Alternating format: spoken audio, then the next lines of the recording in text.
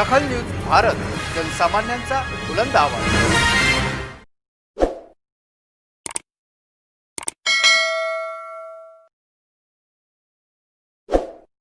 18-20 वर्ष से मैंने बहुजन समाज पार्टी में काम किया।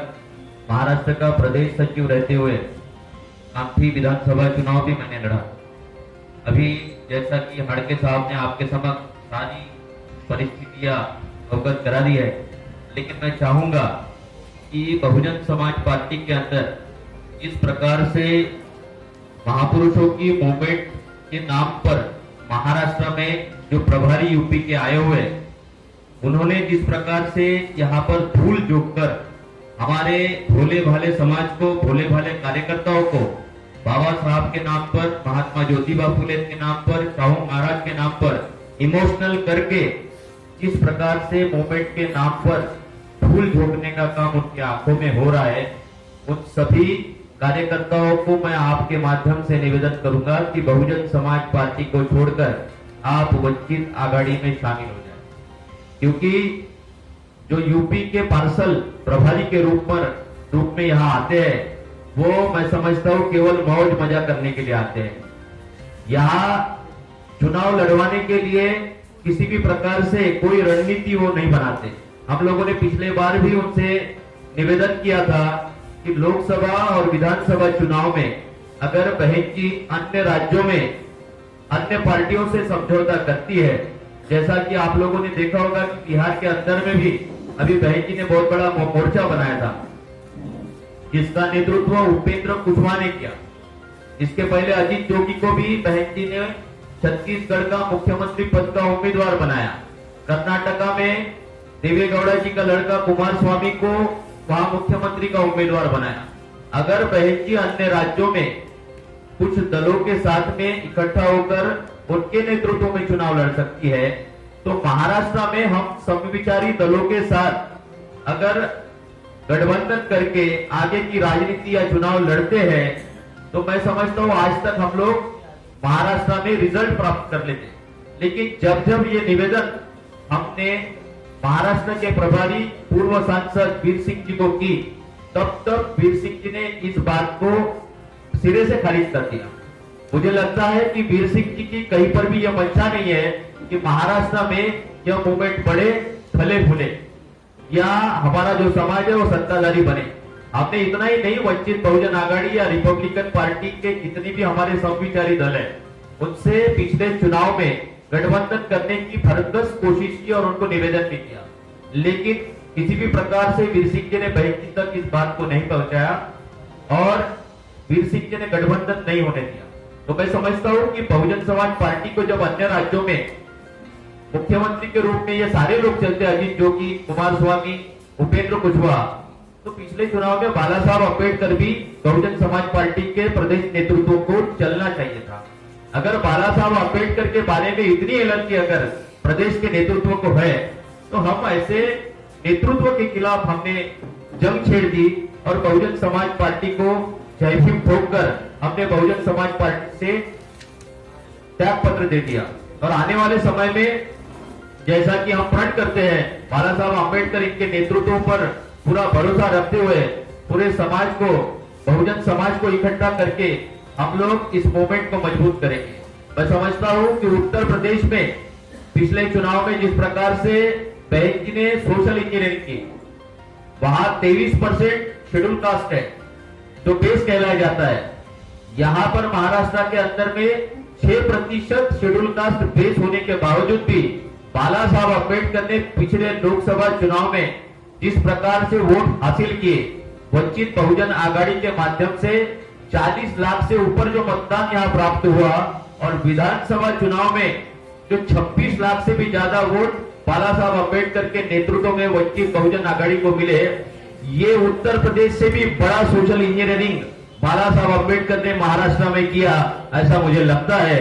इसीलिए अगर बाला साहब के नेतृत्व में संपूर्ण बहुजन समाज महाराष्ट्र में इकट्ठा हो रहा है, तो हम लोगों की भी जिम्मेदारी बनती है कि हम लोग बाला साहब के नेतृत्व को आगे बढ़ाते हुए इस मूवमेंट को मजबूत करें। और हम लोगों ने प्रण लिया है कि आने वाले समय में महाराष्ट्र का मुख्यमंत्री बनाने के लिए बाला साहब अम्बेडकर को उनके नेतृत्व में काम करेंगे और उनको आने वाले समय में महाराष्ट्र का मुख्यमंत्री हम लोग देखना चाहेंगे। इतना ही आज पत्रकार परिषद के माध्यम से आपके समक्ष कहना चाहूंगा। और जैसा कि आप लोग जानते हैं कि बहुजन समाज पार्टी के विभिन्न पदों पर रहे हुए लोग, जैसा कि हाड़के जी ने बताया, अभी उन लोगों ने प्रवेश कर लिया है। मैं उन सभी लोगों का स्वागत करता हूं। और हर जिलों में, नागपुर जिलों में भी आने वाले समय में बहुत सारे सैकड़ों कार्यकर्ता वंचित बहुजन आघाड़ी में प्रवेश करेंगे। और आने वाले 2022 के महानगर पालिका चुनाव में मैं पूरे भरोसे के साथ ये कहना चाहूंगा कि आने वाले समय में वंचित बहुजन आघाड़ी हम इतने सीटें प्राप्त नागपुर महानगर पालिका में करेंगे कि बगैर वंचित बहुजन आघाड़ी के इस महानगर पालिका की सत्ता नहीं होगी। और ऐसे समय वंचित बहुजन आघाड़ी का महानगर पालिका में महापौर बनेगा और फिर वही आंबेडकरी आंदोलन का दौर इस नागपुर शहर में वापस आएगा, इस महाराष्ट्र में। हमने बहुजन समाज पार्टी 1 तारीख को ही छोड़ दी थी। 1 तारीख से उसका इस्तीफा हम लोगों ने प्राथमिक सदस्यता का दे दिया था और 17 दिसंबर को हमने मुंबई में आदरणीय एडवोकेट बाला साहब अम्बेडकर, जो राष्ट्रीय अध्यक्ष है वंचित बहुजन आघाड़ी के, उनके नेतृत्व में राजगृह में हमने वंचित बहुजन आघाड़ी में प्रवेश किया। और आज की इस पत्रकार परिषद में भी नागपुर जिले के बहुजन समाज पार्टी के काफ़ी नेताओं ने आज प्रवेश किया, जिसमें प्रमुख रूप से डॉक्टर धर्मेंद्र मंडिक, जो मध्य नागपुर के विधानसभा उम्मीदवार रह चुके हैं बीएसपी से। बहुजन समाज पार्टी के माजी पक्ष नेता मनपा के मुरलीधर मेश्राम सर, वो भी आज वंचित बहुजन आघाड़ी में उन्होंने भी प्रवेश किया। हिंगना विधानसभा से बहुजन समाज पार्टी में जिन्होंने प्रवेश किया वो राहुल सोनटक्के साहब, वो भी आज प्रवेश उन्होंने वंचित बहुजन आघाड़ी में कर लिया। उन्होंने भी विधानसभा का चुनाव लड़ा हिंगना विधानसभा से। अरविंद मेश्राम, जो बहुजन समाज पार्टी के नागपुर शहर महासचिव रह चुके हैं, वो भी आज वंचित बहुजन आघाड़ी में उन्होंने भी प्रवेश किया। उसके साथ साथ असंख्य जो कार्यकर्ता है वो आज बहुजन समाज पार्टी छोड़कर वंचित बहुजन आघाड़ी में उन्होंने प्रवेश किया। वंचित बहुजन आघाड़ी में प्रवेश किया और इस बात हम लोग ऊपर तक के पहुंचाने की बार बार कोशिश की, लेकिन वरिष्ठ इस बात की दखल हमारे बहुजन समाज पार्टी में वो कभी भी लेने की कोशिश नहीं की। इसका एकमात्र कारण था कि यूपी से जो प्रभारी लोग आते थे, जो मैनेजर लोग आते थे, वो ऊपर में पॉजिटिव रिपोर्टिंग देने के लेके निगेटिव रिपोर्टिंग का काम करते थे, इसीलिए उसको न्याय नहीं मिल पाया। वंचित बहुजन आघाड़ी का उदय 2 साल पहले इस महाराष्ट्र में हुआ। आदरणीय बाला साहेब अम्बेडकर के नेतृत्व में, जिसमें कुछ दिन पहले असाउद्दीन ओवैसी साहब भी आए थे, लोकसभा से चुनाव से ये लड़ाई शुरू हुई। आज बाला साहेब अम्बेडकर इनके नेतृत्व में हमारे सम्माननीय डॉक्टर मंडलिक साहब, विवेक जी हाड़के, प्रफुल्ल जी मानके, गुरु जी, जो नागपुर महानगर पालिका के विरोधी पक्ष नेता रहे, हमारे वरिष्ठ है, हमारे मार्गदर्शक। एक बात सोचने पे ये महसूस होता है कि बहुजन समाज पार्टी और वंचित बहुजन आघाड़ी ये कहीं मिलती जुलती विचारधारा से काम करने वाले, बहुजन समाज को संगठित करने वाली ये दोनों पार्टियां थी। बट लेकिन इसमें थोड़ा अलग महसूस किया हमारे भाइयों ने कि बहुजन समाज पार्टी में काम करते हुए पूरा समर्पित कार्यकर्ता, जिस प्रकार से वंचित में भी समाज समर्पित कार्यकर्ता रहते हैं, और आज शिवसेना, भारतीय जनता पार्टी, राष्ट्रवादी कांग्रेस पार्टी और कांग्रेस पार्टी, इसकी विचारधारा हम समझते हैं, आप समझते हैं, हम भी समझते हैं, लोग भी समझते हैं। इन सब के बीच में फुले शाहू अम्बेडकरी विचारधारा को तमाम शोषित, पीड़ित, वंचित, एससी, एसटी, ओबीसी, आदिवासी, इनको न्याय देने वाली पार्टी यहाँ दिखती नहीं। अनेक मसले हैं, धनगरों का आरक्षण का सवाल, मराठा का आरक्षण का सवाल, ओबीसी के आरक्षण का सवाल, आदिवासियों पे आदि गोवरी के बारे में पढ़ा गया। इन सब वंचित समूह को, तबकों को न्याय कौन देगा? कौन सी पार्टी है? तो इस 2 साल में देखा गया कि प्रकाश आंबेडकर साहब ने जो अपनी भूमिका इस महाराष्ट्र में, इस देश में ये तमाम पीड़ितों के, शोषितों के, वंचितों के लिए ली है। लॉकडाउन में भी देखा गया, कोई भी गरीबों के साथ ऐसा नेतृत्व खड़ा नहीं हुआ अलावा प्रकाश आंबेडकर साहब के।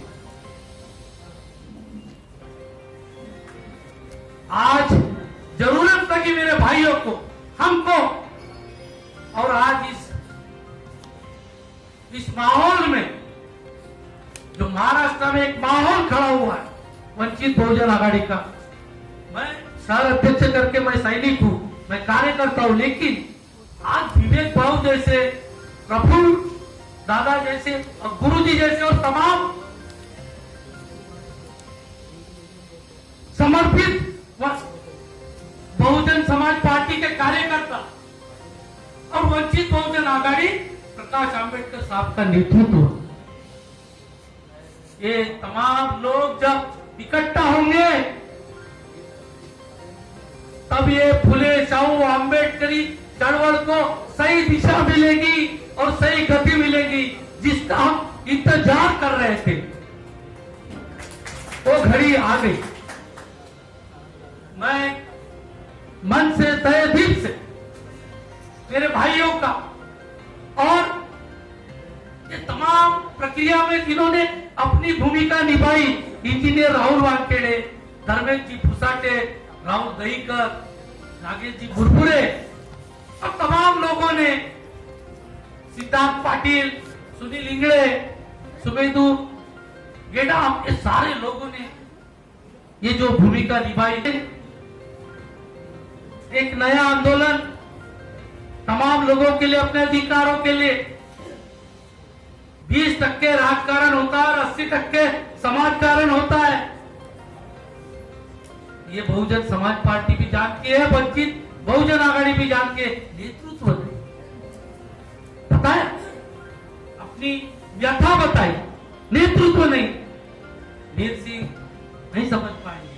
ये महाराष्ट्र फुले शाहू आंबेडकरी चळवळ का महाराष्ट्र, यही से तमाम देश में, पूरे देश में, भारत में, और आप फुले शाहू आंबेडकरी चळवळ अगर गई होंगी तो महाराष्ट्र का योगदान बहुत बड़ा है। और इस देश में जो संविधान है, उस संविधान को निष्क्रिय करने का काम और बदलने का काम यहाँ की आरएसएस जैसी ताकतें कर रही है, और इन ताकतों को रोकने की ताकत कांग्रेस में नहीं है। वरना मैं तो ये कहूंगा कि इन ताकतों को ताकत देने का काम कांग्रेस कर रही है और करती आई है आज तक। और इन ताकतों को रोकने का काम अगर कोई करना चाहता है या किसी की ये जिम्मेदारी है तो वो है फुले शाहू आंबेडकरी मूवमेंट। और इस फुले शाहू आंबेडकरी मूवमेंट को ताकतवर बनाने के लिए जितने भी लोग इस संविधान को जब मानते हैं, जितने भी लोग इस देश के सेकुलरिज्म को मानते हैं, यहाँ की समता, स्वतंत्र, बंधुता के तत्व को मानते हैं, वो सभी ने ये प्रण करना चाहिए कि हम आज प्रकाश आंबेडकर साहब के पीछे में खड़े हो जाए। क्यों? कि जिस आदमी ने संविधान दिया, उसी का खून, उसी की विचारधारा का आदमी इस संविधान की रक्षा कर